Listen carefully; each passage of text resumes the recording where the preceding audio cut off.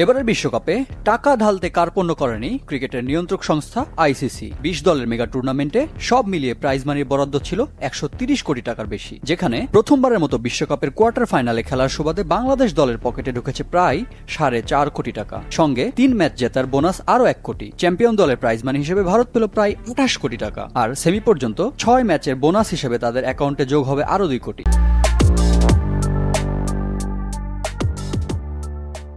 অন্যদিকে প্রথমবারের মতো বিশ্বকাপের ফাইনালে খেলা দক্ষিণ আফ্রিকা রানার্স আপ হিসেবে আয় করেছে ১৬ কোটি টাকা। এর বাইরেও ৭ ম্যাচ জেতার বোনাস হিসেবে প্রায় ২ কোটি তো রয়েছেই। গ্রুপ পর্ব থেকে যে দলগুলো বিদায় নিয়েছে তাদের প্রত্যেকেরও পকেটে ঢুকেছে প্রায় ৩ কোটি টাকা। আইসিসির এমন উদারপন্থার পেছনে কারণ হিসেবে দেখা যেতে পারে গত বছর ভারতে অনুষ্ঠিত হওয়া ওয়ানডে বিশ্বকাপে তাদের $১৫০ মিলিয়ন আয়, যার সিংহভাগই প্রচার সত্ত্ব এবং স্পন্সরশিপ থেকে। এবারের টুর্নামেন্টে অংশগ্রহণকারীর সংখ্যা ২০ দল হওয়ায় মোট ম্যাচ দাঁড়ায় ৫৫-তে। আর বেশি ম্যাচের বদৌলতে আইসিসির উপার্জনও বেড়েছে সঙ্গত কারণে। যত ম্যাচ তত বেশি উপার্জন। এবারের মেগা ওয়ার্ল্ড কাপের প্রোডাকশন পার্টনার ডিজনি স্টার, যাদের অধীনে ৫৯ ক্যাটাগরিতে ৯০টি ব্র্যান্ড বিশ্বকাপ চলাকালীন বিজ্ঞাপন সম্প্রচার করে। ভারতীয় গণমাধ্যমে তাদের আয় উল্লেখ করা হচ্ছে প্রায় ১২ থেকে ১৫০০ কোটি টাকা।